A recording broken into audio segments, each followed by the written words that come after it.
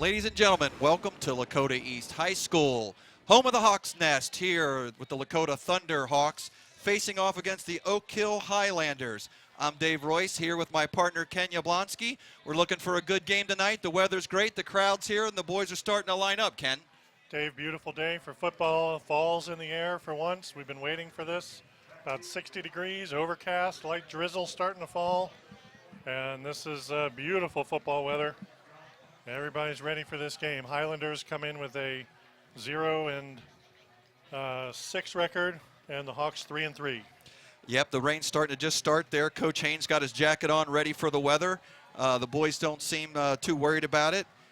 You'll see a little bit of pink there on the kicker here. It is Fight for Cancer night tonight. The band just left the field with their pink flowers on top of their hats, and here we go with the kickoff. Gavin Myers appropriately kicks it off, supporting his Hawks for the Cure. Going down to about the 5-yard line. The return's going to come up to about the 26-yard line for the Highlanders. So as you said, Ken, Highlanders looking for their first win of the season and in the league. 0 for right now, and the Hawks trying to get back on the winning train here. We're going to see a unique offense from the Highlanders, Dave. They don't have a set quarterback. Sometimes they line up 2 men in the backfield and they snap it to either one, a direct snap that's going to run. They only have 7 pass completions on the entire season. So here they go lined up with a tight formation. Snap back to number 2. He's going to go right to the air against the Hawks. Corey Dick back there playing strong safety again this week. We've talked about Corey before. They've moved him around for some injuries. Just an excellent athlete. Goes offense, defense. Did some running there a couple of weeks ago. And racked up about 129 yards, and just saw that he was a Putter's Player of the Week this week. Yeah, he and Megan Hoke, who's still in the tennis districts there, Players of the Week. Devin Holt in a quarterback for the Highlanders, and they tried to catch East off guard there. There they go right up the middle. Number 2, Trent Lyman. Devin Holt again. Devin Holt. See here the direct snap to Holt, and he just runs up the middle, head of steam, and Max Michelson takes him down. It's going to be 3rd and short for the Highlanders.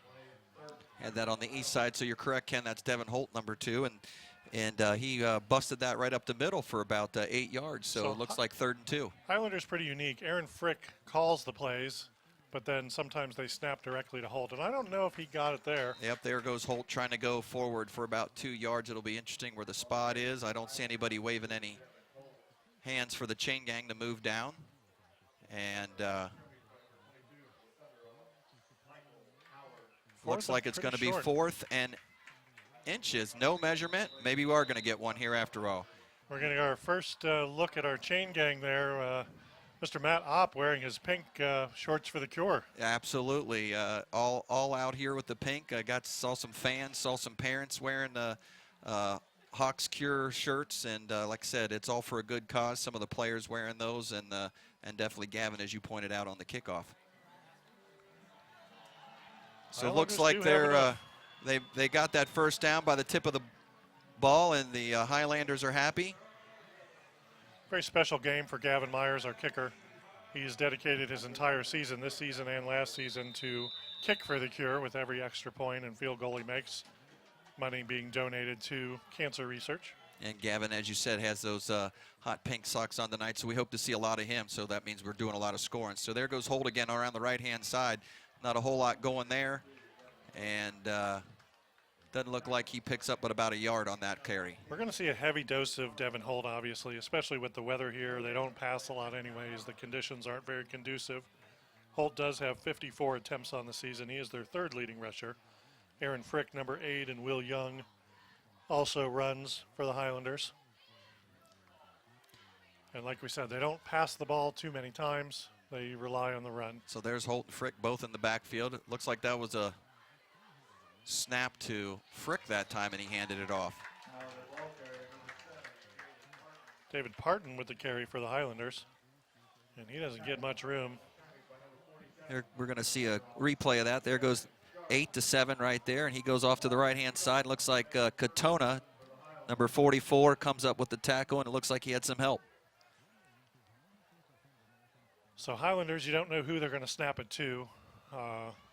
Just have to keep your eye on where that snap goes and pursue. Yeah, you see how they set in a double set, just like you were mentioning there, Ken, right next to each other. And the ball snaps back to number 2.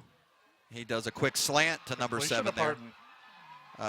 Wrapped up by Corey Dick, but not after he picks up about 12 for a first down. So that was Holt over to David Parton. So we're going to see another look at that. There goes Holt. Just a quick snap and a quick throw, Ken. Holt comes in passing 7 for 22, 31% completion. So like we said, they don't throw a lot, but that was a meaningful pass, good timely call on the offense. They know that East knows they're going to run a lot, so they have to try something different. And that offensive line held up for him for that quick pass. So here they go right up the middle with Holt. And it looks like the ball may have come out. East seems to think they have it. Don't see a signal, except for Michael Howard thinks they have it. And the boys are all pointing that way, and looks like there's a turnover for the first one of the night.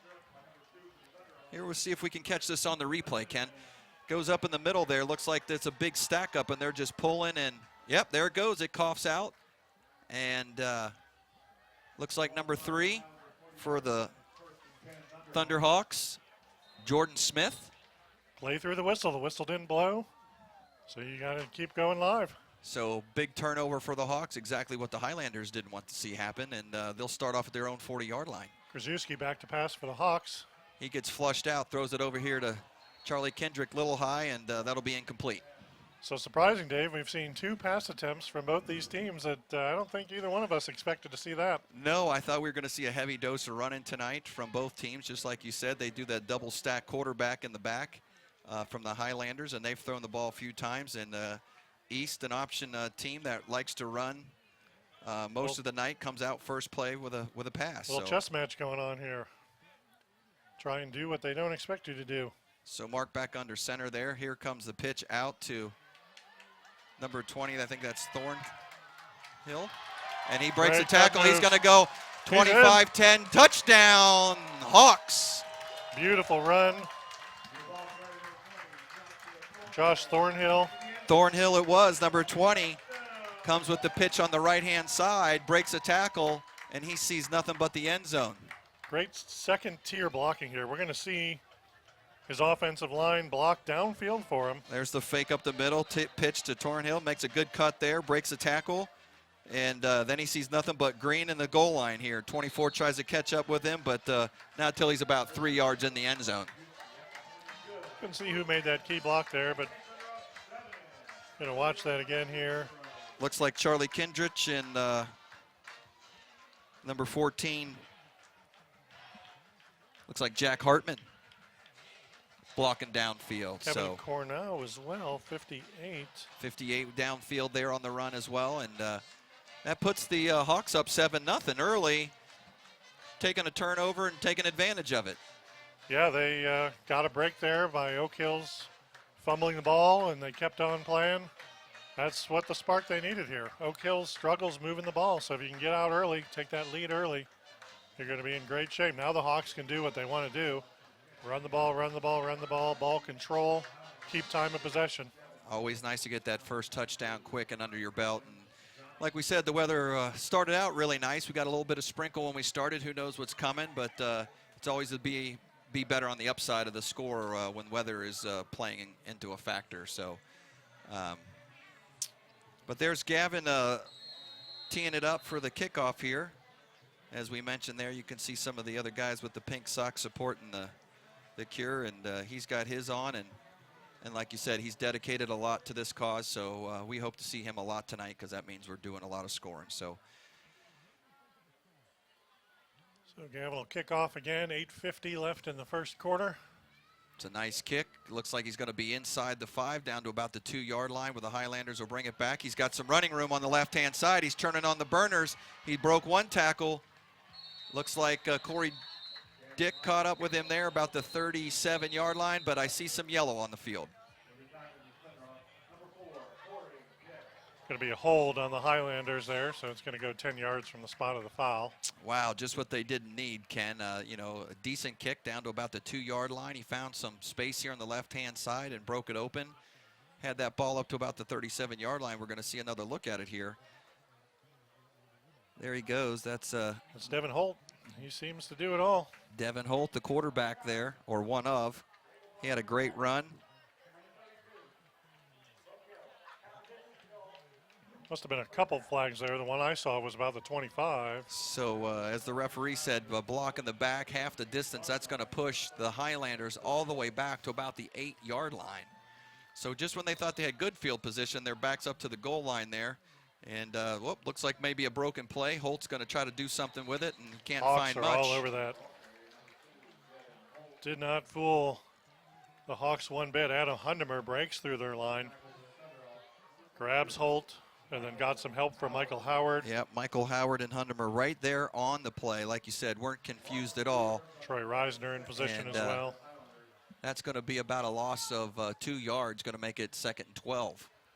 Hundemer is going to be a tough matchup for the Highlanders there. They don't have quite the size that he does or the athleticism to block. A little bit of high snap, going to be a handoff. There again, same stuff to the left-hand side. Like Justin Katona was in on that tackle. Frick took the snap that time. So I think that was Aaron Sharp and Katona tag teaming on that tackle, just like Hundemer and Howard did on the other side on the first down. And so Third and looks long like for the Highlanders, Dave, and I don't know what they have in their bag here. If they try and pass, it's not a play they're used to doing, but third and long, I don't know so if that they was have much choice. Yep, a loss of another yard, so it's going to be 3rd and 13, back to the edge of the goal line. That's Holt. He's going to throw a little wobbler over to the right-hand side. Nothing going there. He and his receiver definitely not on the same sheet of music there at all. A lot of pressure. He got hit right as he threw. And Oak Hills is going to have to punt from the back of their end zone. Their punter is going to be almost to the back of the goal line. Max Michelson was over there on the coverage on that play. So it was bad field position, but the Hawks defensive coordinators have to be very happy with the way they broke through the line there. So there's a slow snap and a really, really low kick back to Corey Dick. He's running away from it, telling his players to stay away. But yeah, that kicker was on the back of the goal line, and he got a nice roll out of that. Picked up about 10 extra yards there. He's going to set the Hawks up at about the 43-yard line. Definitely did a good job of scooping up that low snap. It's going to give the Hawks a short field starting at Highlander territory. But give that punter some credit for scooping up a low snap. That's tough situation for the snapper and the punter. And Hawks are immediately to the line. They're not going to waste any time getting this playoff. Yep, Mark's under center there. He's going to go pitch left to Charlie Kendrick, looks like, to the left-hand side. He breaks one tackle and steps out of bounds after picking up about 6 yards. Kendrick comes around the outside there, and Mark's got the pitch to him. And Kendrick's job is to secure the ball, make sure he doesn't fumble it out of bounds, and get those yards. You could see there on the replay Charlie dragging a guy along with him. We couldn't see that from our vantage point, but got Rodney Heath coming in as big, a wide strong receiver, kid. which doesn't happen very often. He's a defensive back. So there goes Mark off to the right-hand side. He's going to keep it. Does a stiff arm. He got some green going down the right-hand side. He's at the 20, the 15, the 10, the 5. He's diving for the pylon. I don't see an indication. There we go, touchdown. I think that's going to come back, Dave. I saw Heath with a hold here on the outside. But you're right, Ken. I see Laundry down around the 30-yard line, so that's a tough run for your quarterback to go all the way the distance and dive to the pylon to bring it all the way back. Right as Mark made his cut move, Heath kind of reached back and tried to seal off the corner. And it got caught. Not a position Rodney's played a lot of. We saw him on offense against the Princeton team last week. I haven't seen him at receiver until just now, but. Yep, so just as you called it out there, Ken, it's holding. They're going to go back 10 yards, so it's going to be 2nd and 6. Still in good field position, but kind of negates that nice long run by Mark to take it into the end zone. So penalties at the spot of the foul, so they do get a couple of the positive yards that Mark gained, just not so all Mark of them. hands it off right up the middle to Lugo Flowers, I think that was, and he may have popped right about to the chains. Looks like he's going to be about a yard short. So the cream of what East does, East football, run up the middle, ball control, power through. They're going to have success with that against Oak Hills here. Yep, definitely runs a fine-tune option here, and you know, right there, noticing at the beginning of this game that Mark's running the option really well, holding on the ball, going down the line of scrimmage and getting rid of it. Didn't see that so much last week over at Fairfield, kind of getting rid of the ball a little early for their defensive guys to react quickly. But here's a handoff to Charlie up the middle, but he bounces it off the left-hand side off the tackle of Yaki, and he's going to pick up about 9 yards. Be a long day for the Highlanders if they can't tackle at the line of scrimmage. Their secondary and their linebackers are getting most of the tackles here, and that doesn't bode well when you get to that second level. So we're going to get a look at this. Looks like Charlie was supposed to go up the middle. All of a sudden he bounces it left right off of Yaki, finds some space, and he's a load to bring down, and he's rumbling, stumbling, and picks up about 9 yards, gets the first down. Yaki and Vince Cornell giving him some blocks and opening up that hole that he can. So here goes the go flip through. over to Thornhill again on the right-hand side. Nice open field tackle by the Highlanders right there by number 18. That would be Logan Hyman with a good tackle as a DB on the left-hand side here. We're going to get another look at this where I thought Thornhill was going to go out for the races again. Saw some green, and bang. That's just textbook right there, Ken. Came out of nowhere, shed his blocker, his receiver blocker, and pursued the ball carrier. And the ball carrier had no chance to see where the tackler was coming from there. So he picks a couple positive yards up. It's about 2nd and 8. There goes Thornhill on the counter. Thornhill on the counter, yep, to the right-hand side. And he's going to pick up about 10 yards and move the chains for another first down for the Thunderhawks. 5 yards at a time, 10 yards at a time. Hawks methodically moving down the field here. And they're in the red zone. And just like you said, Ken, a lot of run left, run right, run up the middle, and chewing up clock and picking up yards. So we're just under 5 minutes in the first quarter here, and the Hawks are knocking on the door from the 10-yard line. There's a quick handoff to Lugo Flowers.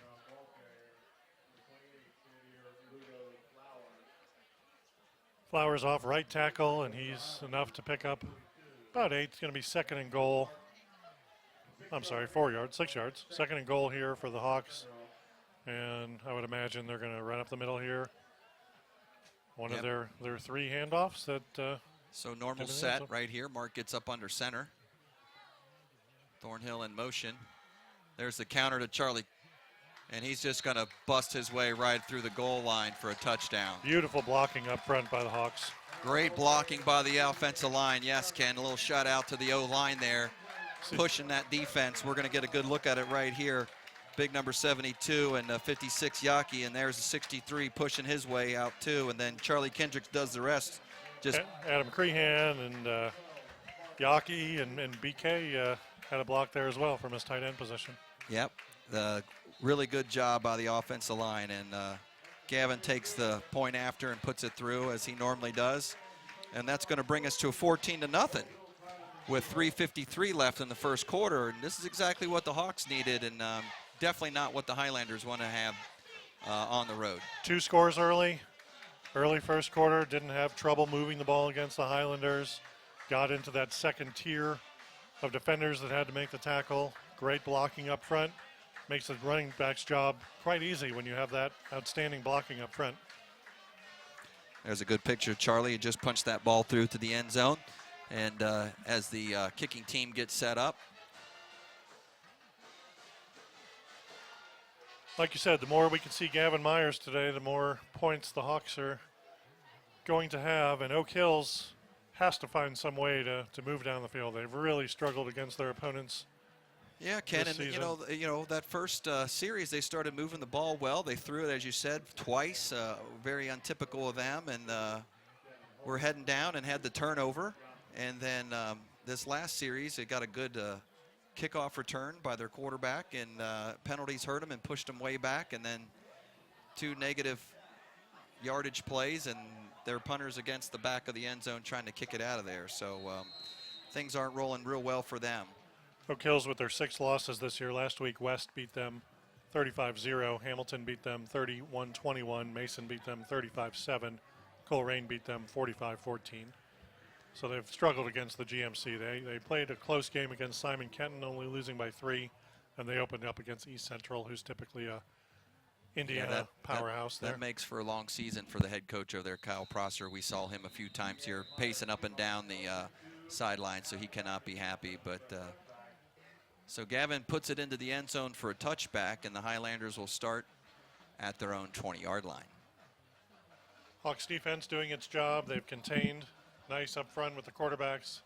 Adam Hundermer and Aaron Sharp have broken through that line and pressured. As soon as the ball carrier gets the ball, they're all over him. And there's Prosser looking at his There's coach play probably. sheet. Yep, not happy pacing that sidelines, and there's a good shot of the student section and all that pink. So here we go with the handoff from Holt to number 22.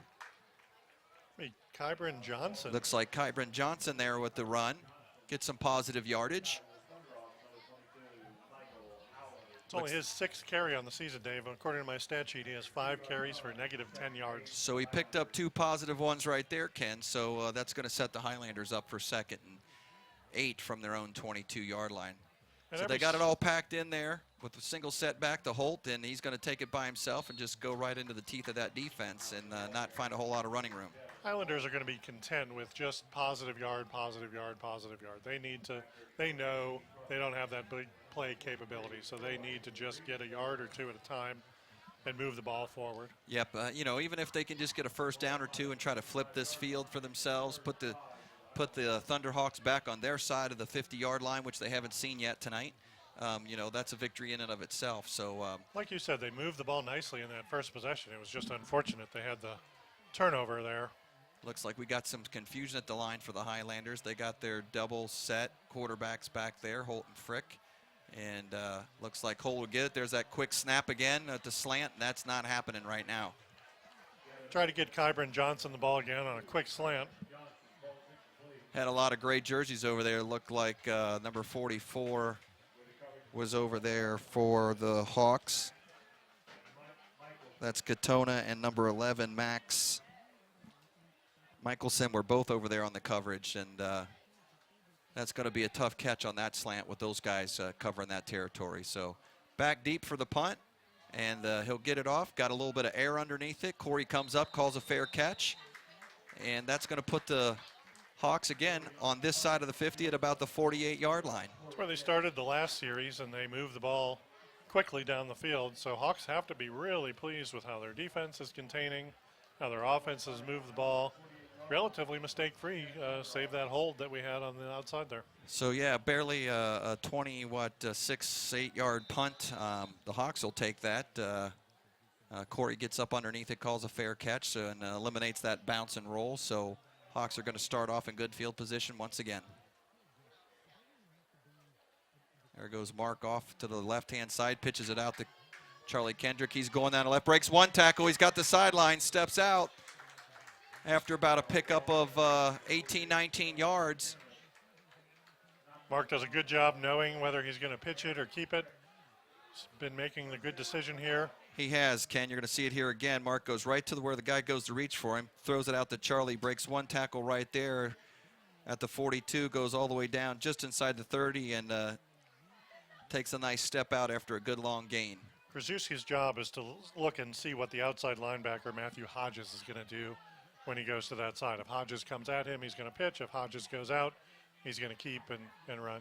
So here goes a handoff to number 7. That's Rodney Heath going down the right-hand side, and there's nothing there but Green again, and he's going to take that in for a touchdown.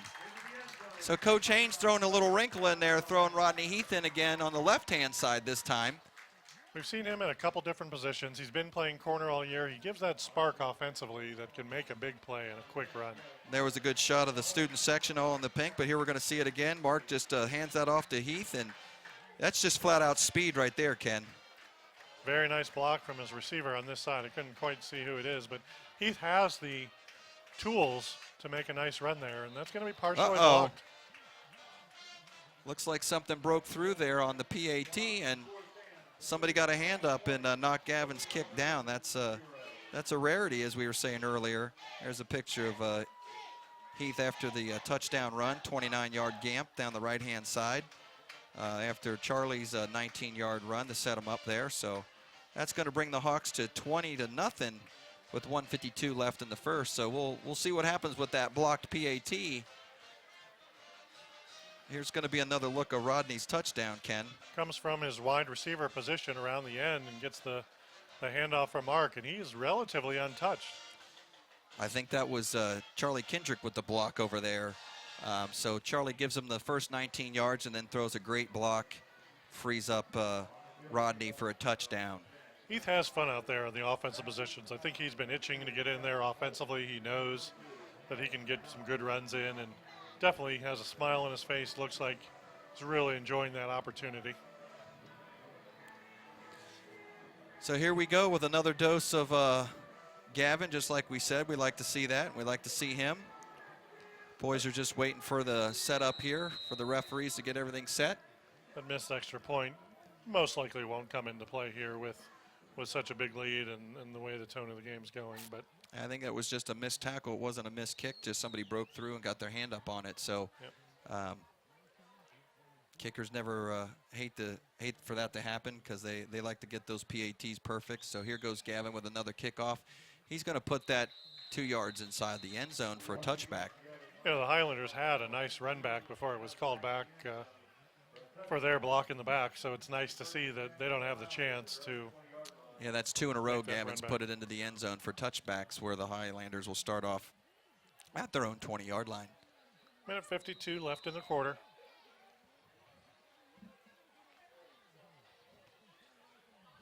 And there's a good look of the Oak Hill Highlanders bench. Kind of somber, nothing to cheer about over there right now. But like you said, maybe they'll get this train moving forward and move the sticks a few times and try to flip this field. So you got both quarterbacks back there, Hunt and Frick, and that'll be a flip to Hunt. He throws it out real quick on that. Not even a two-step drop. He pretty much just gets that and throws it right away as a timing route. But doesn't seem like his receivers are on the same set of music that he's on. Definitely miscommunication between quarterback and Kybron Johnson. I think quarterback thought he was going to run a flag route and cut back to the sideline, and he cut it in a little bit. So they'll have to clean that up during the week at practice. So there's Coach Prosser throwing the signals in on the offensive side. And he's going to have to come up something here that the Highlanders can react to. So got the double set quarterback. That'll be Hunt flipping it over to Frick, number 8, to the right-hand side, and there's just a whole lot of gray over there. Thunderhawks, great pursuit there. Got most of the team over there. Yep, I got a few numbers in there, 43, 44, 29. I think that's pretty much. Reisner, Katona. Yep, here we see another look at it. So you got number 43 in there on the first shot, and then the cavalry comes behind him, and Michael Howard's there, Nathan Rosario's there. It's a 2-yard loss back to the 18-yard line for the Highlanders. So it's 3rd and 12, so they've dug themselves another hole. They're in a passing situation here that they don't like to do, but oh, here we go. We get a break through the line, and somebody catches up from behind him, and that's going to be big number 89, Adam Hundemer. Hundemer with the swim move right over the line. Going to see him right here, and he's a hard matchup to block, as we talked about, right through. Number 64. And DJ Shaw, another senior, 6'1", 335. And the other quarterback, Frick, tried to clip him too, and it just wasn't happening. Adam just chased him down. So they're going to be forced to punt again. There's another good punt there, right over top of Corey's head. I think he might have lost in the lights, but we're going to get an east bounce coming the wrong way. That's a live ball. Not sure if they're going to give it to him where it landed or where it was first touched. I think it's got touched back up here towards the 45, 46-yard line. So, Dave, we missed a couple shots there of the cheerleaders showcasing their arms, throwing the T-shirts up in the stands. Yeah. We need to get a scouting report on some of those girls, see how high, whether we made it up in the 5th row or past, or whether all the shirts landed 1st or 2nd row. But student section having fun so far on this beautiful fall night. Cheerleaders having fun, teams having fun, bands having fun. Yep, I think the rain is down to almost nothing at this point, and the kids are having fun. And you got one down in that cheerleading squad, Ken, throwing those shirts up there. So here we go with Mark with a quick throw out to number 14. It's going to be Jack Hartman on his birthday. Jack Hartman on his birthday. There's showing us those hands. There goes Mark dropping back, just a 3-step drop. Nice throw.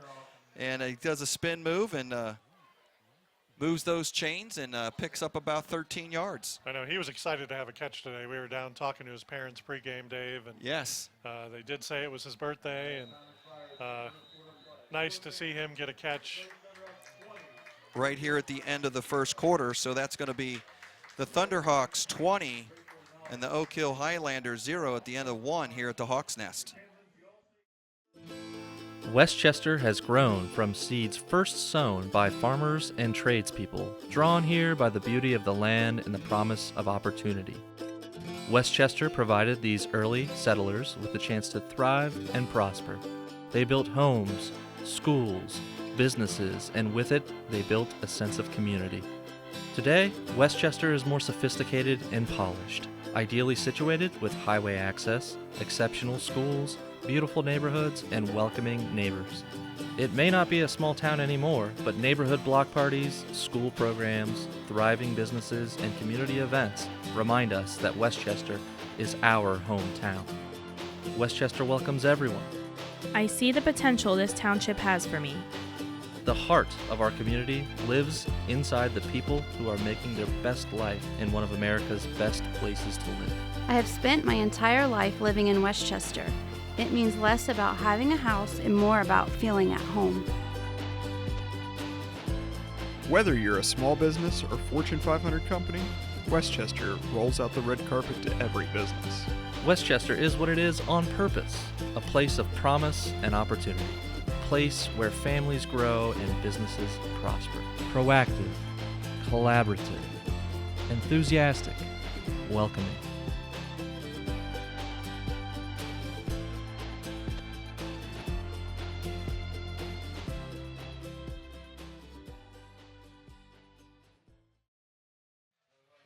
Ladies and gentlemen, welcome back to the Hawks Nest here at Lakota East High School, where the Thunderhawks are taking on the Oak Hill Highlanders. It's 20-0 at the beginning of the second quarter. There's a good shot of the band playing down there, rain or shine down tonight, and the kids are still down there rooting us on in the stands, and the band's hanging tough even in the little light sprinkle, Ken. It's a quick break between quarters there, Dave. They didn't have to walk very far, being on the 46-yard line. Yep, there goes Mark pitching it off to the right-hand side. Not a whole lot there. Looks like Lugo Flowers may have broken one tackle, but number 40 for the Oak Hill Highlanders comes flying in. Sebastian Batchelor. Looks like Thornhill broke one tackle, and then they stayed, defense stayed right there, stayed in pursuit, gave a second hit, didn't quite knock him down, but that third hit brought him down.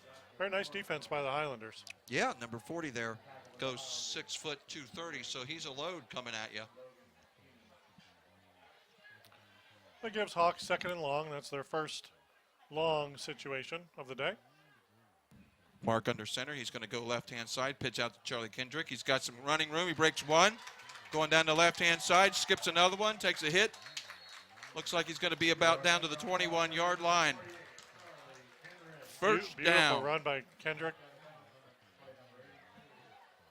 Kept his feet moving, got hit a couple times, and just refused to go down. So he's been a load so far tonight, making some big runs. Had 19 yards on that last series, and a key block to break open Rodney Heath for a touchdown. And Charlie takes this one for about almost another 20-something yards. Dave, you got the combination of the good up-front blocking, the hard running, and the defense that isn't finishing So on there tackles. goes Charlie in motion, but he's going to pump it right through the middle to Lugo Flowers, and he goes right through the middle. Oh, that was Thornhill. I thought that was Flowers. I thought it was Flowers too, but I'm going to stick with you, Ken. I think it was Flowers as well, but we'll.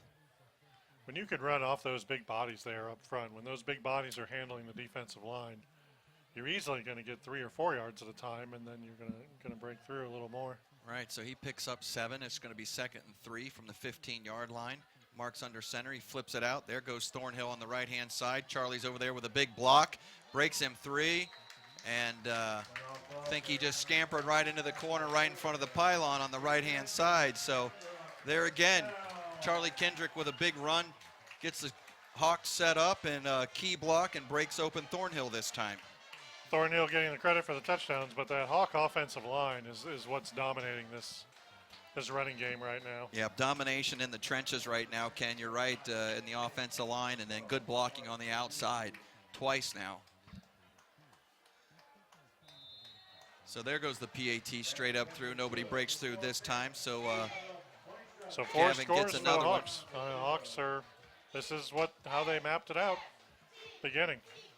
So there's Thornhill after the run, getting some H2O back in him after a 15-yard scamper down the right-hand side for a touchdown, and Gavin putting the PAT through. So now it's 27-0 against the Highlanders. Just a few minutes inside here on the second quarter. And I'm flipping through their most recent box scores, Dave, and it seems like they do give up the big play quite a bit. West scoring on a 37-yard run, a 41-yard touchdown pass, and a 70-yard pass, which I'm assuming those were just quick slant passes or screens that the runners are going upfield. The Highlanders are really having a hard time making tackles. So here come the Highlanders back out for the kick return as Gavin awaits the football to set it up on the tee to tee it up, going the opposite direction this time.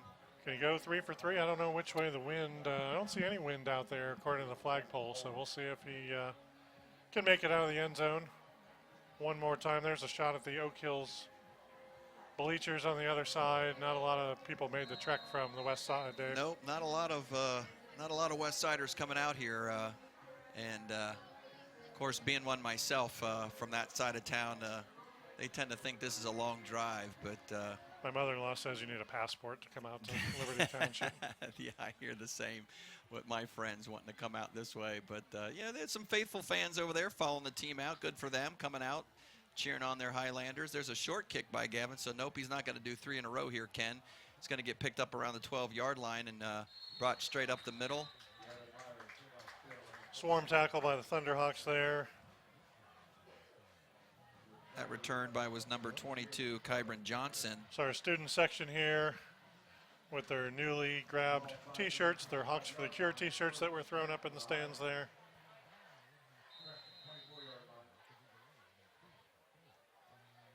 Not sure So if we have any new players on the field yet for the Hawks. I would imagine they'll wait to the second half. Yeah, I before see they- the regular crew out there right now still, Ken. The Highlanders are going to set up at the 24-yard line. That was almost snapped over his head. That was a great grab by, I think that was number 8, Frick. And Reisner was right there. As soon as he caught that snap, Reiser already had his arms wrapped around his waist. Yep, number 8, Frick. That ball almost went heading towards the wrong goal line for them, and Hawks would have loved to scoop that up. Those defensive guys are always looking to make 6 when they can, right? Their eyes get big, and they try and pick that ball up. Sure they all have dreams of that at some point. Yep, so the normal units out there for the Thunderhawks on defense, and the Highlanders try to go right up middle, and Direct snap to Devin Holt. And Hawks, not a whole lot there. Picks up a yard or two, and it's going to be 3rd and 6, and I think Adam Hundemer squeezed in there and pulled him down after a short gain. Hundemer and Sharp having great games defensively here, the whole front side of that line, but this is a game where Hundemer's going to step up and dominate defensively. 3rd and 6 for the Highlanders. They're going to most likely pull out a slant pass. So another high snap to number 14 this time, who is not normally their double set quarterback. Will Young, he's listed as a quarterback on the roster, and he does have 16 pass attempts and 74 rushes, so they do use him. That's the first time we've seen him in this game. Yeah, that was a quick snap to him. Another high one, too, that he pulled down, and number 89 said, nope, I'm going to be right here for no gain. Adam Hundemer shut that down real quick, and that's going to bring up 4th down and 5, and the Highlanders are going to punt. So number 14 pulls out a punt, gets a nice roll right past Corey Dick. Corey's going to not like to see that one on film tomorrow, that he didn't scoop that up, because might have had a chance to finally return one. There's a positive for Oak Hills that they can build on. Their punter's gotten some action and made a nice kick, got the good roll. Yeah, so That's several kicks now for Will Young, who had just took that high snap, and like you said, he's dug them out of the hole a few times, and he got a nice Highlander bounce here at the Hawks' nest, and that's going to give the Hawks their worst starting field position of the night. Highlanders have to build on that, making the Hawks go the length of the field. Yep, they're going to start off about the 5-yard line, it looks like. And now their backs are against their own goal line, so see how they react to this with a little adversity. Mark under center, going to be counter off to the left-hand side. There goes Charlie right up the middle. He might go all the way, Ken. He's at the 50. They're going to try to catch him from behind. Charlie's looking like he's going to run out of gas. He Grabs at his ankles and touchdown. Charlie Kendrick, 95 yards on the counter. But hold on, Ken. We got flags back at the 8-yard line. They're going to get the Hawks for a hold. Oh, no. That's a heartbreaker. What a run by Charlie Kendrick on the counter there. He was given everything he had. And there's the signal for the hold. Think whoever had the hold on that's going to owe Charlie a nice steak dinner there. Yeah, or one big giant malt, one of the two, man, because he was huffing and puffing and trucking down the field. Did a couple high steps there just inside the 20 as the Highlander defender was trying to nip at his ankles, and he carried it into the end zone. But all for naught. It's going to come all the way back to just about where they started from the spot of the foul, just inside the 5-yard line, and that's the second touchdown now called back for a penalty on the Hawks. Kendrick's on the sideline for this one, Dave. I think he needs to catch his breath. So the Hawks are going to go with a different formation. Little spread formation here with 2 wide receivers and Rodney Heath in the backfield. Yep, he's going to dodge to the left, nothing there. He's going to cut back right, not a whole lot there either, and the Highlanders capitalize on that. So, in fact, I think we may have lost a yard or two on that play. Yep, looks like we lost a yard. And there's a shot of Heath coming off, but Charlie getting a well-deserved rest, and he's going right back in. So obviously with a 4-touchdown lead, that doesn't hurt you as much, but what a run by the youngster, and you hate to see those yards taken away. Yeah, what a play, That's what a run. One and, for the stat book. Yeah, if it counts. So we got 2nd and 11. Kazuski underneath center there. Charlie in motion. There's a fake. He goes up the middle. And, we got a broken tackle over there on the right-hand side by Thornhill, and he's going to run up the side and scamper up to about the 24-yard line. So just where it looked like the Highlanders had him drop for about a 2-yard loss, and it was going to bring up 3rd and long for the Hawks. Just a lack of finishing on the tackles.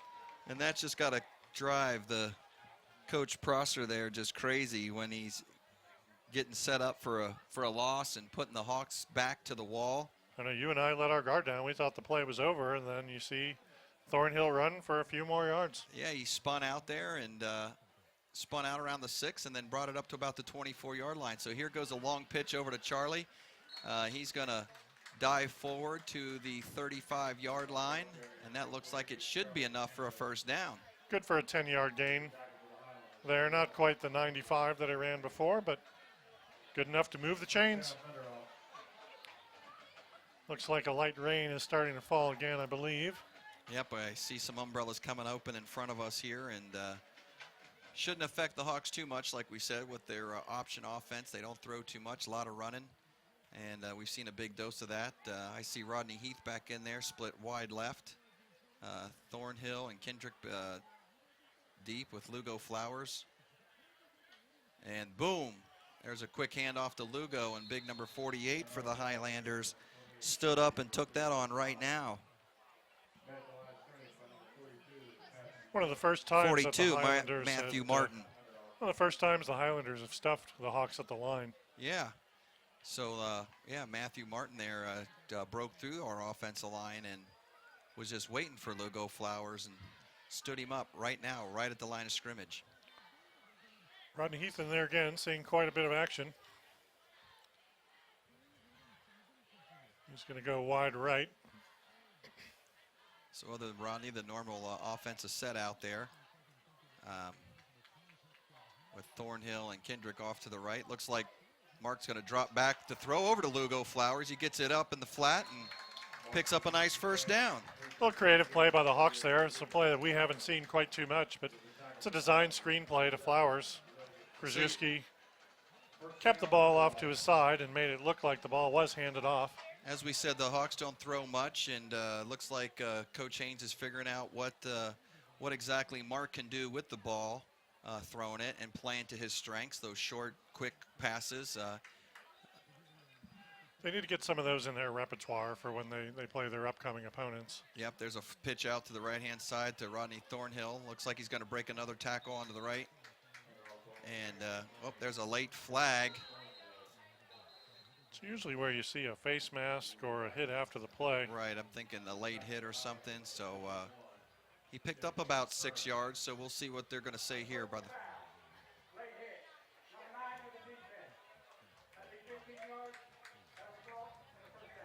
You know, and sometimes that's unintentional and sometimes it's a sign of frustration, especially early in a game when you're down 27. Right. Sometimes you see those extra jabs in there that these are all high school 17, 18-year-olds. Yes. And sometimes their emotions get to them and other, we couldn't tell if it was Right. intentional or not. And He's getting a talking to, so I'm guessing it looked intentional from Kyle Prosser's standpoint. yeah, coach doing a good job over there bringing the young man to his side and either just whispered in his ear or calming him down, whatever the case may be, and get him reset to go back in there. But Thornhill's been giving him a good dose the last time. There's a handoff right up the middle to Lugo Flowers. Looks like he's going to get a little action here into the end zone as he takes a little skip step over the goal line for a touchdown, Thunderhawks. Penalty free, I don't see any flags there, and that's 33 first half points so far for the Hawks, going for 34.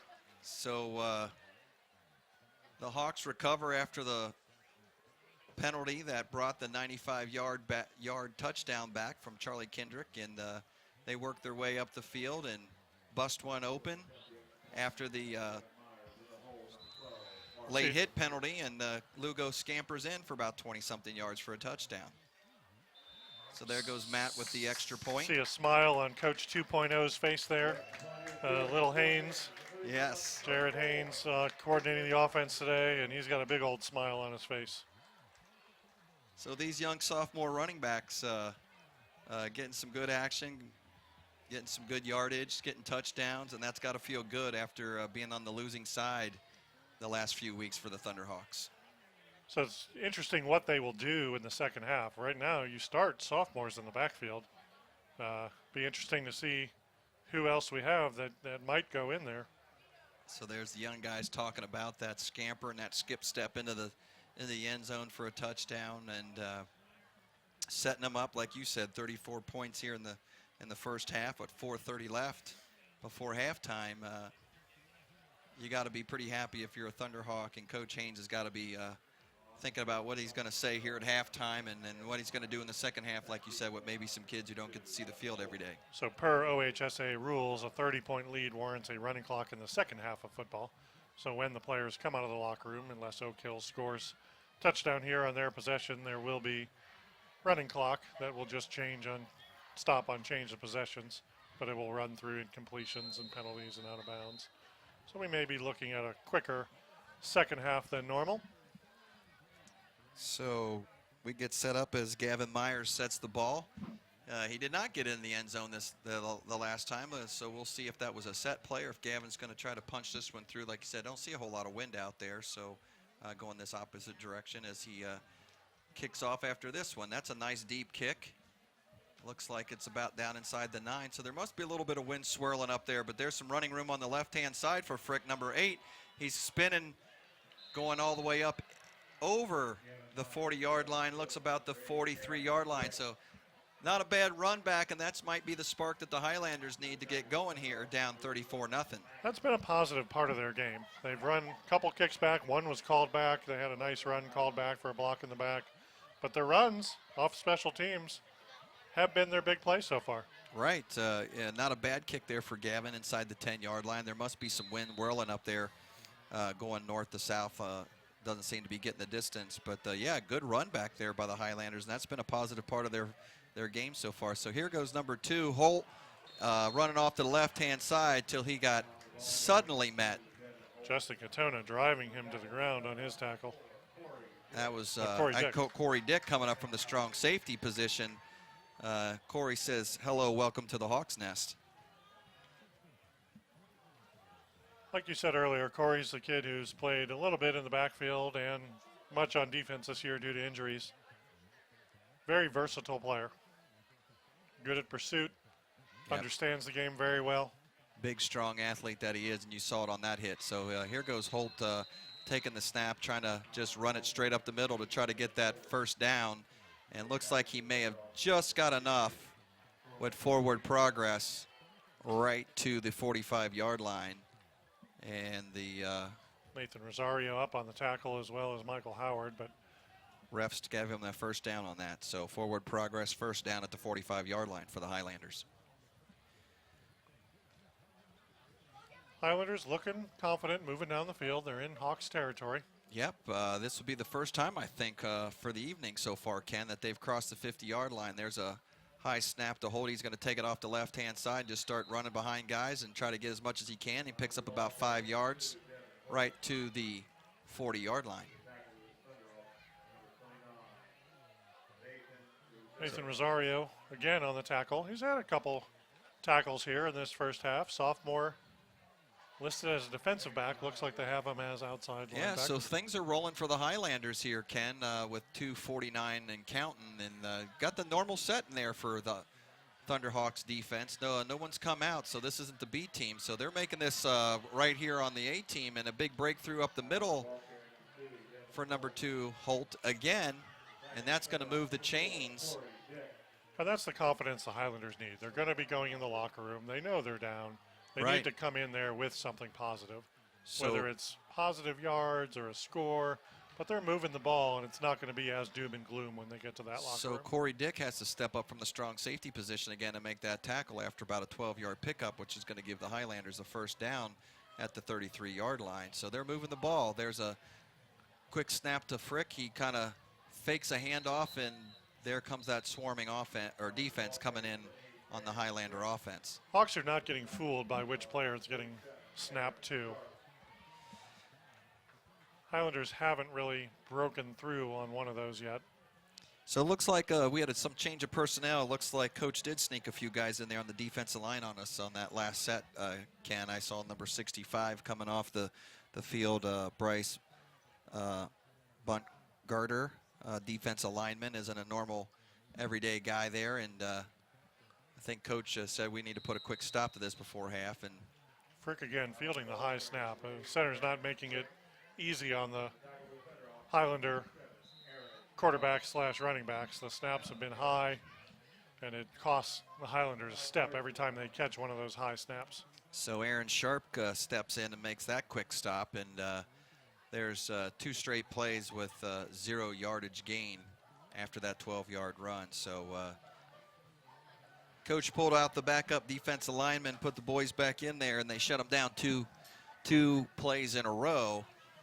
As we get a look there of the Hawks defensive coordinator talking to the defense. Dave Koger giving some instructions to his players out there, really talking to Michelson and Rosario, making sure they know where they're supposed to be. There's been a couple expected plays here on 3rd and long. And there's a Highlander offense trying to reset and do something with this 3rd and 10. Back to live action here, minute 26 left in the half. Music blaring in the background for the Hawks, getting everybody fired up. Looks like we're going to honor one of the teams down there, Dave. I can't quite tell who that is. So it looks like the Highlanders are going to dial something up here at 3rd and long. Well, it looks like they gave him a half a yard on that last play. So 3rd and long, going to go quick set slant. There's a tip up. That's going to be incomplete. Nice defensive play by Troy Reisner. So Reisner throws an arm up there and tips the ball away, and that's going to bring up 4th down. I would imagine they're in 4-down territory here, Ken, where they're at. Too long for a field goal, definitely. They're not going to punt the ball this close. Reisner If he doesn't tip that, that's a completion. Yeah, they're just short of the 26-yard line. I don't know if it was enough for first, but definitely a completion on that quick slant that they've been trying to get in. So here we are, 4th and 9.5 or so. Holt goes back. He takes a quick step. Got pressure. He throws that away. There's a man down on the left-hand side, but I think he, with the pressure, had to get rid of it quick. Big number 89, Adam Hundemer, was breathing down his neck. The offensive line for the Highlanders did not move in that. I don't know if we can show that again, but that ball was snapped, and I didn't see the offensive line for Oak Hills move. Yeah, something was strange on that play. I don't know if that was a trick play that they tried to sneak a receiver downfield and catch everyone napping. The Thunderhawks took off, and there was a receiver down there wide open, but with the pressure, he had to get rid of it pretty quick and threw that thing about 8 yards out of bounds on the left-hand side. So. Almost seemed like a play where you snap the ball and only the quarterback and the receiver are the ones that move. Right. So they dialed something up. They'll turn it over on downs to the Thunderhawks. They'll take it forward with Lugo Flowers for 2 yards. And I would imagine that Coach Haynes just wants to run this ball a few times and get in the locker room. Sportsmanship thing is to go in with that 34-point lead and not try and get downfield. So we'll have 2nd and 6. From just short of the 30-yard line. Now, Dave, Oak Hills does have their 2 timeouts left, so they can't quite kneel on it safely without being forced into a punt. So they're going to have to run an offensive Thornhill in play. motion. Kendrick comes on the counter, slips a tackle, and then number 18 steps up and brings him down after a short gain. 33 seconds left in the half. Hawks will not have to snap it if they don't want to. Oak Hills could force them to with the timeout, but otherwise, the Hawks can just let the time tick down, and that looks like that's what what they're going to do. Exactly what you said, Ken, and that was Logan Hyman on the tackle on Charlie Kendrick, and that's going to bring us to the halftime with Lakota East 34, Oak Hill 0.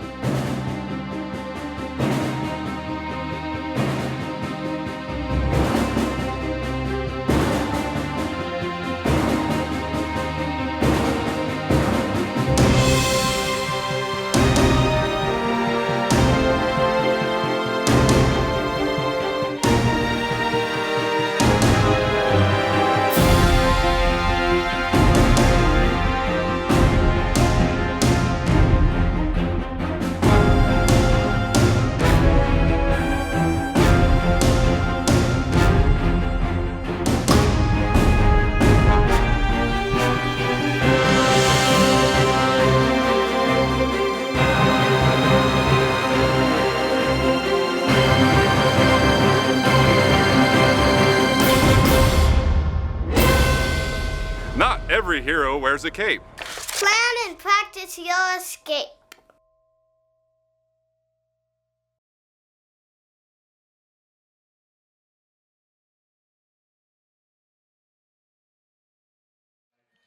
Welcome back to Lakota East Hawks Nest, home of the Thunderhawks, where they are playing the Oak Hill Highlanders and are up 34-0. This is Dave Royce with Ken Jablonski for the second half. Ken, and the Hawks jumped out to a big start here with this 34-point lead. Scored 3 touchdowns in the first quarter. Hawks have 247 rushing yards to Oak Hill's 39. That tells the story. 13 first downs for the Hawks, 5 for the Highlanders. And time of possession relatively even. Actually, Oak Hills is winning the time of possession, but the Hawks have scored and scored quickly when they scored. A couple long runs, 2 touchdowns called back, but really a dominant performance by the Hawks offensive line. Yeah, like you said, you got Thornhill scampers in for 2. Lugo Flowers gets one there at the end, and Charlie Kendricks pounds one in, and like you said, he had a 95-yard one called back, which I'm sure he had some words with his buddies in the locker room after that. Was a heck of a run by Charlie, going 95 yards. That got called back for a hold. So, you know, that racks up 274 yards for the Thunderhawks offense, and the Highlanders are just squeaking along here with 54 yards, really in two drives. Their initial drive, they moved the ball, I think, about 20-something yards, and there right before the half, they started moving the ball with a few few fill-in defenders for the Thunderhawks until Coach Haynes, I think, pulled the reins on that, put his starters back in, stopped the Highlanders, and that's where they ended up with 54 total yards of offense. Dave, I want to recognize some of the teams that were recognized before the game. We had senior night for our golf and tennis teams. Players out there, both golf teams still in their districts, state slash, I don't know what you call it at that level. But the girls are GMC returning champs and district champs now. And there's quite a lineage there in the girls golf program. And along, too, I think, Ken, they recognize the cross-country teams were here getting recognized before the game. And then at halftime, we didn't get to see the band because they were recognizing all the seniors on the band. And we know what the band does here for Lakota East. Quite a bit of seniors on the band. I'm sure they'll be missed, but that band replaces those seniors year after year. Yep, it's a strong tradition here in Lakota, both East and West. We're proud of our Thunderhawk band. They do a great job, and as we've said many times on this broadcast, it kind of makes high school sports what it is here. They hear the band and the crowd, and what they do such a great job. So hats off to all those seniors on the cross-country, golf, tennis, and on the band, there. Boys golf, I believe they announced either 5 or 6 straight years of district champions. Hard to count up that high, but strong tradition. They graduate great players, and they replace them with great players. Yep, the golf program is great, like you said, on both sides, boys and girls. And there's the Stripes. They're doing a good job tonight, too. Threw a couple of laundries there, like you said, called back two touchdowns, but I think we're both warranted, and the Hawks will have to see that on film tonight, or I think in the morning is when they do that, and see what they did there. But, yeah, been a great officiating game. Sometimes that doesn't always happen, and so hats off to this officiating crew doing a great job tonight, keeping things under control. Sometimes with the score the way it is, you can start seeing tempers flare, and they've done a great job officiating. So I know they don't always hear that, and so we want to shout out to those guys doing a great job in the Stripes. Both teams called for 2 penalties. Oak Hills had a roughing or a personal foul, 15-yard penalty, and a hold. Hawks got called for 2 holds, but only 2 penalties, so pretty well played game.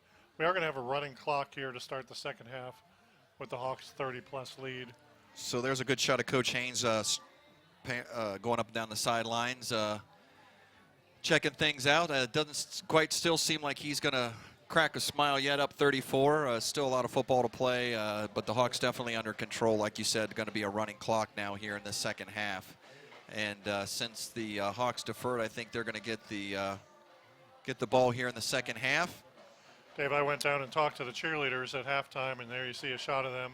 And I asked what their plan was to inspire the crowd second half, and they're pretty excited about the running clock. It's a little chilly down there, but. So Thornhill's deep. Corey Dick is a short, deep off of Thornhill's chest. He's having a hard time picking it up. Corey gives him a little bit of help, and he's going to spin around, and what could have been a good return isn't going to be much over the 20-yard line. Had a lot of time to pick up the ball and juggle it there. Typically, with that deep ball, you do have a little bit of time, and it was a little extra bounce there. So normally Corey's back deep there, and they brought him up short, I guess looking for a short kick. That is the first kick off for the Highlanders. And, again, that's been a positive part of their game, has been the kicking game. Even though they had to do 4 punts, their punter's averaging 41 yards on those 4-point punts, and has really helped out the Highlanders, or this score could have been much higher. So Krasuski back under center. Doesn't look like much change on the offense, at least for this first set. Yeah, Dave, they're not too deep. I know I was talking to some of the JV parents before the game, and they have a wide receiver playing quarterback. With TJ Kathman out having shoulder surgery and Krasuski the senior, they don't have a true quarterback who's been brought up through the system, so they're having a wide receiver take snaps at the JV level. I don't know what they'll do varsity here. I would think in the fourth quarter they'll sub, but we've got the starting line and the starting backfield to start the third quarter right now. So there's a shot of Mark getting up underneath center with Charlie in motion. Going to be Lugo Flowers up the middle. He's got some room to run, and strong safety has to come up, number 11, to shut that down.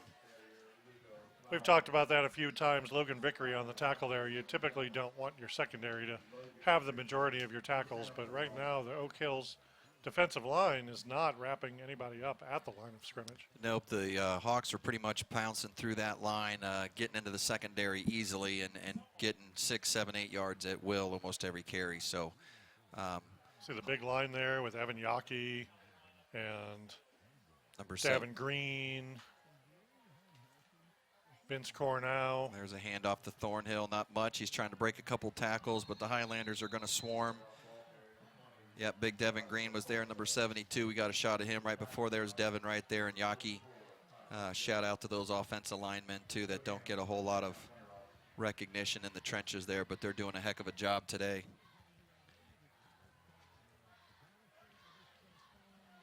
So, doing a great job there on the offensive line. Second and long for the Thunderhawks here. To include, I think we saw a shot there, Ken, number 58, Owen Opp stepping up from typically a tight end position, filling in the offensive line. We do have some offensive linemen banged up.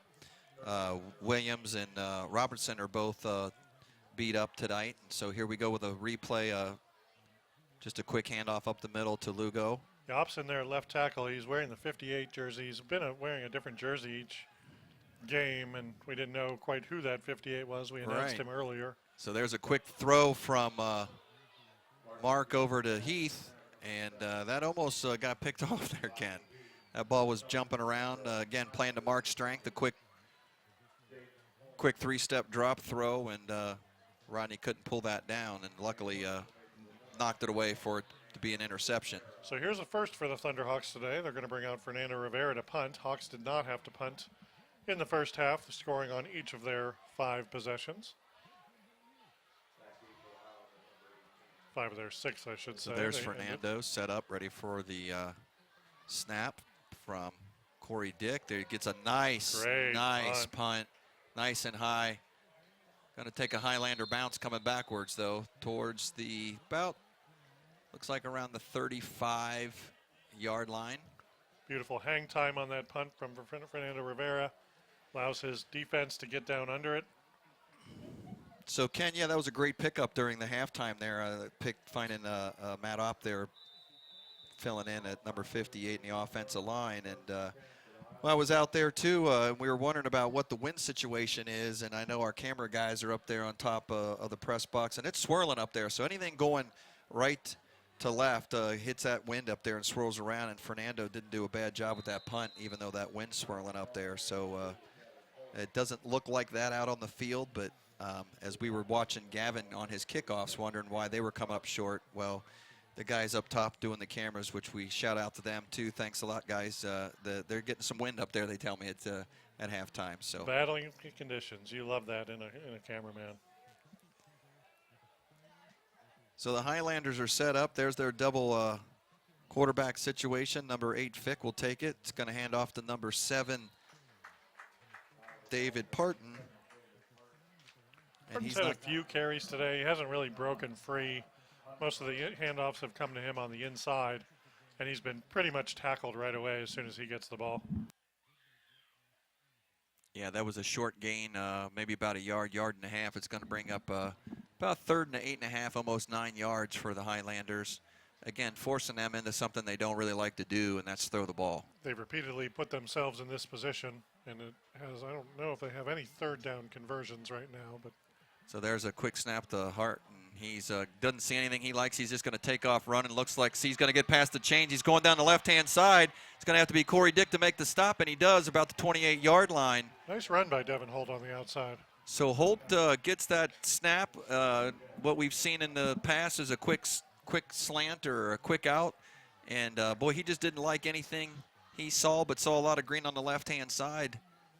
And we're going to get another look at it here. He just gets the ball and just tucks it under and takes off. Gets a good block there from his wide receiver on Katona. And takes Corey Dick to catch up with him about the 29-yard line to push him out. So there's their first 3rd down conversion. And now here they come right back up the middle. And that's going to go for about a 13-yard scamper for a 1st down. Don't think the Thunderhawks have substituted much on defense. So Holt takes that snap, and he's got some energy after half. And Coach Kyle Prosser drawing some things up at halftime, maybe inspiring his team to do some of the little things. So here we are with 5:24 with that running clock in the third quarter, 34-0, and the Highlanders are on the march, and they've got the ball just inside the red zone at the 17-yard line. First time the Highlanders have been that deep in territory. First trip to the red there's zone. a bad snap, but oh wow, the Holt grabs it out of the air after it flies through, looks like Frick's hands, and he was coming around behind them, and it ended up in his lap. We're going to see that high snap, flips over, right over Frick, and falls right into Holt's hands, but the Hawks are three swarming. Highlanders in the backfield on that snap. You see there the Highlanders were swarming. Katona was right there, and a whole host of others, and drops him for a 2-yard loss. So here's a straight back out to number. Ball's out. Nope, they're going to call that down. Adam Hundemer just absolutely got through the line and chucked him to the ground. Yeah, Adam had to time this snap perfect, Ken, because he was almost in the backfield before Holt got the ball. We're going to get another look at it here. So Adam grabs him. We don't get to see him come through the line, but Adam swarms him up and swings him around like a steer, and that ball comes out. But the referee said that he had already blown it dead in the grasp, and so the Highlanders will continue to keep the ball, but that's going to bring up 3rd and 19. So now just when they get inside the red zone, they are going in the opposite direction, and they're going to be outside the 25-yard line, around the 26-yard line for 3rd and 19. Had the ball right down in the red zone and can't go backwards. Another high snap. Another high snap to Frick, that is. And just nothing there in the teeth of that defense. All kinds of numbers there. 89 Hundemer, number 3 was on that tackle too. Jordan Smith, and maybe even number 66 was stepping up in there as well. Is that Caden Hibbard? Dave, we're down to 3 minutes and 24 seconds left in this third quarter already. That's the power of the running clock here. Right. Hawks have not. No, they have the first possession. First possession and turned it over to the Highlanders, but you said, Ken, it's a quick quarter. So there's a quick throw by Holt with Adam Hundemer at his feet again. He has to get rid of that a little sooner than he wanted to, and throws it just beyond his receiver. We're going to get another look at it. Good ball downfield by. Here comes Adam with the swim move. He's right at his feet, so Holt's got to get rid of that ball quick. And you see Corey Dick and look like Poppy with his hand on it. Tipping that ball away. So that'll be a turnover on downs again by the Highlanders. The Hawks will come out and take over 1st and 10 at the 26-yard line. Kazuski underneath there. He flips it over to Thornhill on the wide sweep. Thornhill's going to go down the right-hand side. He's turning the burners on. Somebody's going to try to grab a hold of him right around about the 44-yard line, or he was going to see pay dirt. Hard to catch. Corner had to come up and cut him off, make a good angle, but let's see Thornhill turn the corner here, gets the pitch from Mark. It was a little late on the pitch, but as soon as Thornhill gets it, he's not touched. He's not touched until he's shoved out of bounds by 44 there. A little late and a little low, and he broke that side, and he just jumped out there, and wow, he turned the jets on, and 44 just could get a paw on him to push him out there, or Thornhill might have been scampering in for his 3rd touchdown. It's been a play the Thunderhawks have had success on, running that pitch sweep to the outside. Oak Hills is having a very hard time defending. Here we see Mark it again. throws one out to Kendrick. Kendrick's pulling some guys along with him. They like grabbing onto that tail for him. That's about the 2nd or 3rd time somebody's grabbed his jersey, and Charlie's just pulling him like a train right down the field. He's going to pick up a 1st down. We're going to get another look at it. I think he's going to have to visit the equipment manager after this one, Dave. Yeah, that's the 2nd time or 3rd time, like I said, that they've grabbed a hold of his jersey, and he's just pulling him down the field like a train, and that's a big, strong young man right there. And like we said, getting his due after that big 95-yard run that he got called back on, and Charlie's doing really well tonight. So we're getting a timeout here, Ken, and I see some scores around the league coming through. Lakota West and Mason in a close game, 7-6. Coleraine 10, Hamilton 3. Be interesting to see how those two games pan out here. Some league games there, and always interested on what some of the other folks are doing around the league. And West in a battle, it sounds like, with Mason.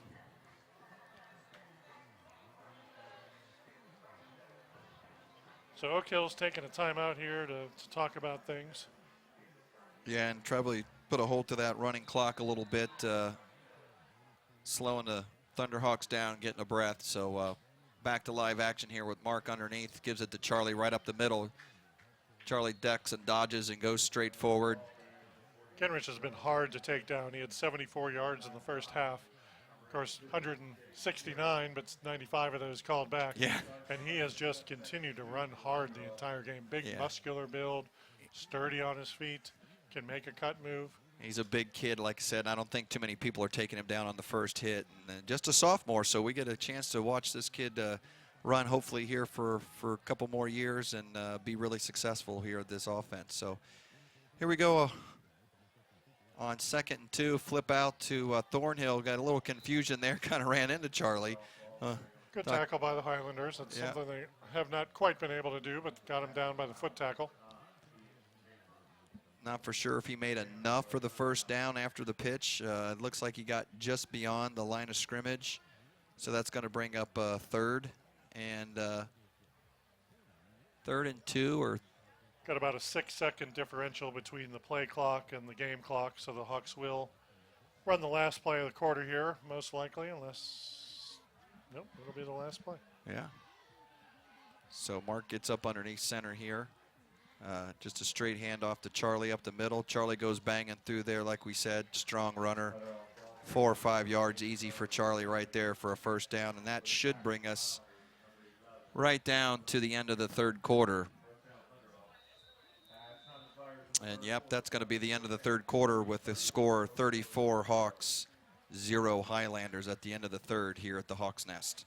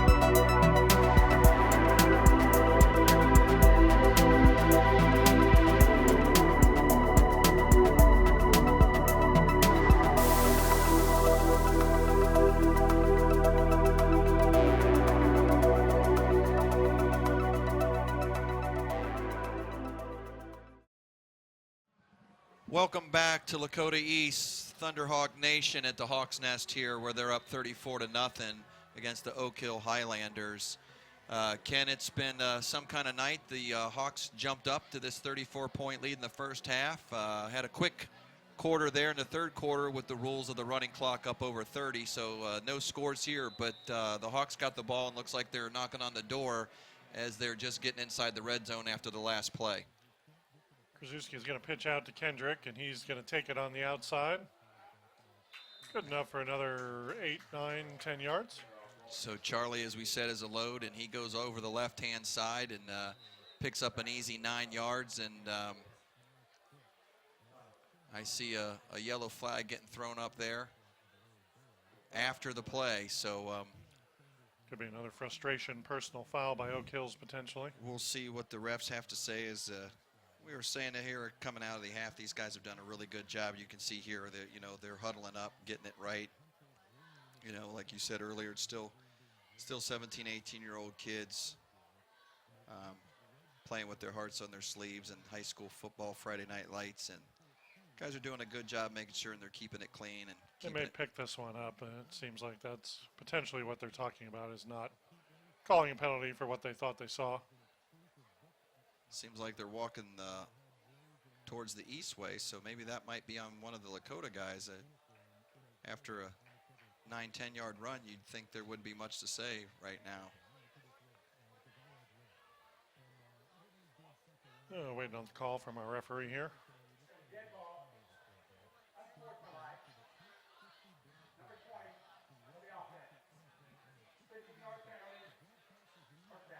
Josh Thornhill must have said something or gotten one of the Highlanders' faces after a run, potentially. Yeah, not too for sure. That was Charlie Kendrick with the run, so I'm not for sure if Thornhill was blocking or what, but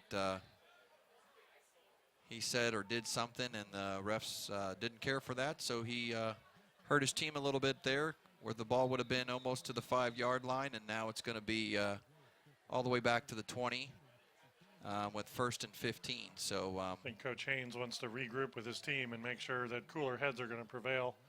You don't want to cost your team anything in a blowout win here.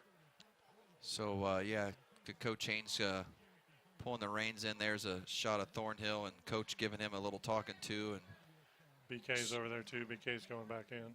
Straightening out the young man, letting him know what's acceptable, what's not, and just knowing the situation of the game when you're up 34-0, and you're knocking on the door, almost getting ready to go in for a score, and you had the ball down to the 5 yard line. So calm everybody down. Make sure that everyone takes a deep breath, and you just do what you are supposed to do on the field. Right. So good job with the East coaching staff. Haynes calls a timeout, regroups his offense. Looks like the running back coach had a chance to talk to Thornhill, and they're reset. Referees are still talking about something out there, Ken. I'm not too for sure. They've already marched off the penalty. It's going to be 1st and 15 from the 20.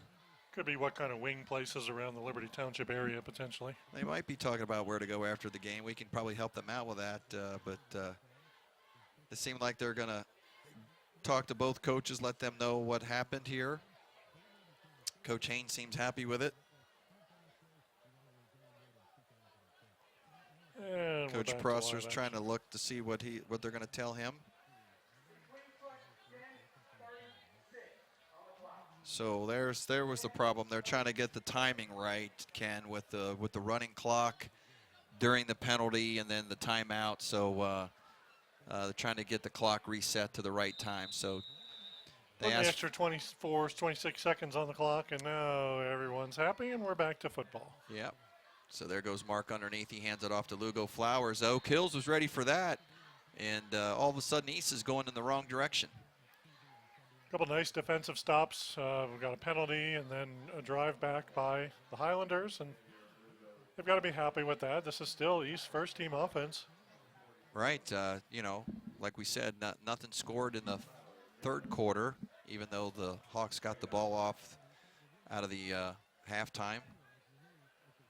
So second and long for the Hawks, and see what they do here.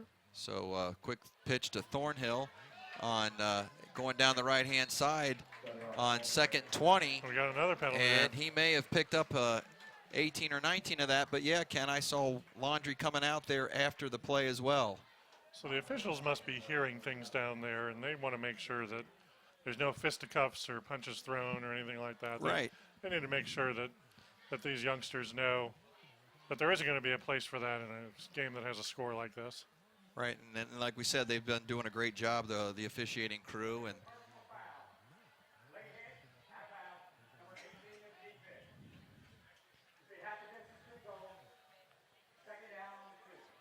this is when injuries happen, kids do silly things, and you can hurt each other. And in high school sports, we never want to see that. So, again, hats off to the refereeing officials.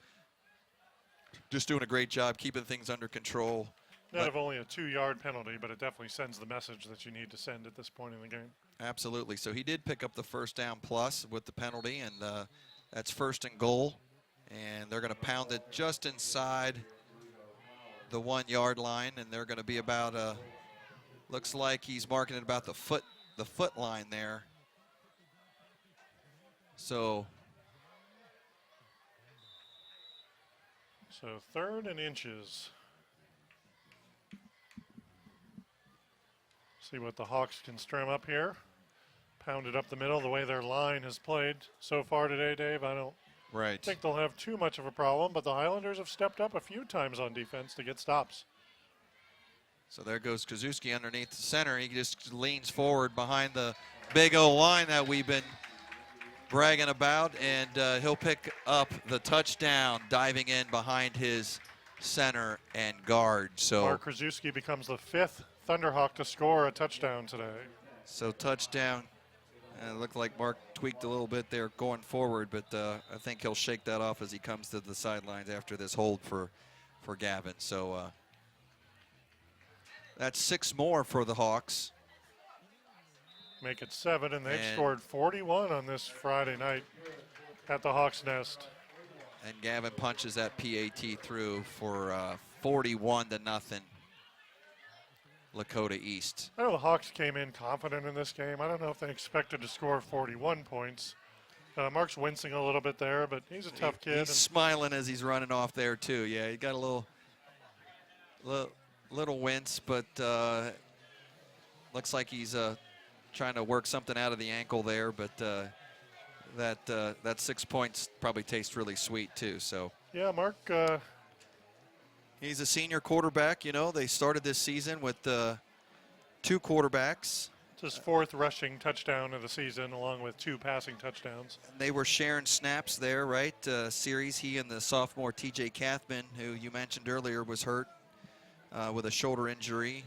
And after he kind of won the position after going back and forth with Mark, and after his injury, Mark stepped back in as a senior and has been running the offense. And see a good shot of our rainy conditions here. You see the rain up against the tall light poles here at the Hawks' Nest. And so that probably feels sweet for Mark to punch that in. But yeah, Ken, the camera crew out there, guys, and a little light sprinkle. And thank you for giving us the shots again tonight, the replays. We appreciate that here in the booth. So here we go. Cheerleaders dancing away, and everybody's celebrating here. Everybody's happy here at the Hawks' Nest. Like I said, the East has been on the losing side here the last few weeks, and on the road last week over in Fairfield, kind of let one get away from them that they probably should have won. So it's nice to feel some victory here as Gavin knocks this one down inside the 10-yard line. Looks like they're going to have a chance to return coming left-hand side. Number 18, he sees some daylight. He's going to come up the right-hand side. And another good run back by the Highlanders. Good run back, you know, so their kicking game and their kick return game has been definitely a plus for the Highlanders. They averaged 25 yards of return in the first half, and that one's going to be about 32, right? He took that just inside the 10. Looks like they're going to spot that at about the 42-yard line. So 32, 34 yards on the return. And they found success coming up this left-hand side, too. I don't know what they saw or if that's just happening tonight or if they picked something up on film prior to coming in here. But a lot of stuff coming from right to left, coming back up the left-hand side on the kick returns. So there goes Holt and Flick, and one catches, one flips, and the other one throws. And that's going to be about a 2-yard gain. Driven out of bounds on the coverage there. Number 29, it looked like. It's going to be Rosario. He's been in a lot of plays today. See a couple substitutions for the Hawks. We've got Andrew Marshall in the game. We've got Aaron Porter in the game. BK Kennerly's in the game. Defensively, Gabe Pasquale is in the game. So Andrew Marshall in there on the defense. So here comes, looks like Holt coming up the middle, and the second group's having a hard time wrestling him down. He's got away from Jordell Smith there. Smith looks like he was going to wrap him up, but running back kept going. Holt's a junior. He's not a really big kid here. They got him listed 5'9", 145 pounds, but he's a tough runner. He's definitely a tough runner, hard kid to bring down. You know, they know their part. It looks like those two between number 2 and number 8 for the Highlanders, Frick. Holt and Frick. It looks like they work well together. You have to have some communication when you're both back there looking for the snap and calling signals. So Yeah, so Frick the senior and Holt the junior. There he goes again, just running up the middle, and looks like the ball might be out. Number 3 was yanking on it Hawks say there. they haven't. Jordan Smith wasn't trying to wrap him up. He was Gabe Pasquale wind up with the ball. You talked about the big eyes on the defensive recovery. Gabe, there you go. you don't get a lot of minutes, but you want to make the most of them. And Gabe's a great kid, great family, and he goes out there and he's going to make the most of his minutes when he gets out there. Working hard and getting paid off if we have another look at that or not. But Holt just takes that up the right-hand side. And Coach Haynes going to take a timeout there. He's got to do some paperwork in terms of who can play what position here. They're going to make some wholesale changes on offense. Smith was ripping and became successful and pulled that ball out. And like you said, It's like Jack Gabe Hartman jumped on that fumble, and it's going to be East ball. So we're going to see Jack Hartman at quarterback here at the end of the fourth quarter. It is his birthday. yeah, And Jack is a role player. He doesn't necessarily love the quarterback position, but he is such a team player. I was talking to his dad earlier. He will do anything you ask him to do. Great kid and team player, and he's going to go out there and take snaps for the Thunderhawks. so again, the coaching staff, Coach Haynes taking a timeout, resetting here, giving some kids a chance with 5:25 left on the clock, but it is a running clock, as we've mentioned, Ken. So, you know, not So a they'll ton get of a time, few but they'll chances, get a good couple of reps here for some new kids. Whole lot of new offensive Fernando linemen. Rivera out there, Owen Opp out there. Backfield's going to have, can't quite tell who that is. Braden Ledford in there at fullback. Yep. There's Braden with the carry. Number 26, Ramuz was in there taking that run.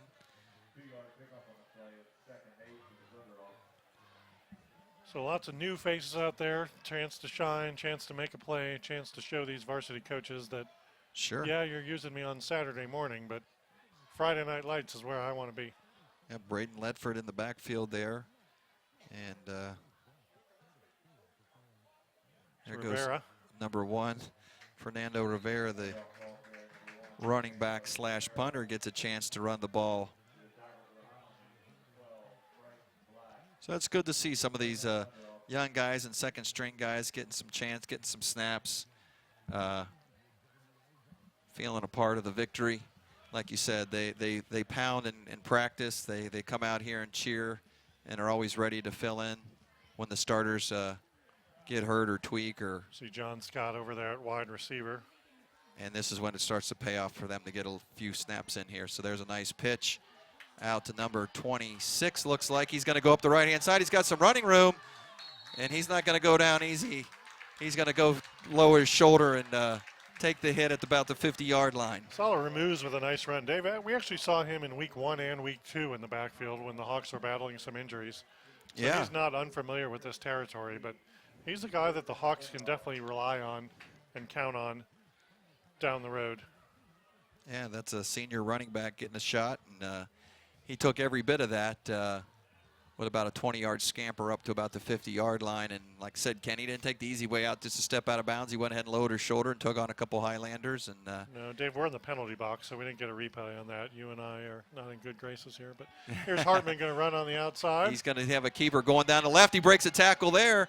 And Hartman goes ahead and takes a step out after about 17-yard gain. So that young man having a good night. Like you said, on his birthday, he has a few catches and now getting a few snaps at the quarterback position. And Nick Rabin also coming in the game at receiver. Brandon Elliott coming back in. A lot of Hawks getting on the field here. Ben Stowe in the game. we saw Nick in our last broadcast on his first appearance on a Friday night. And so here's a quick handoff by Hartman up the middle. There's Braden Ledford, yep. Goes up the middle for a few positive yards. We'll bring up 2nd and 8. There's a good picture of some of those young men filling in on the offensive line. 77, Martin. There's Marlon 83, Cannon Nick in Rabin right there. Owen Hamilton. So Hartman back under center. There's a handoff to Nick. He's going to go off the left-hand side.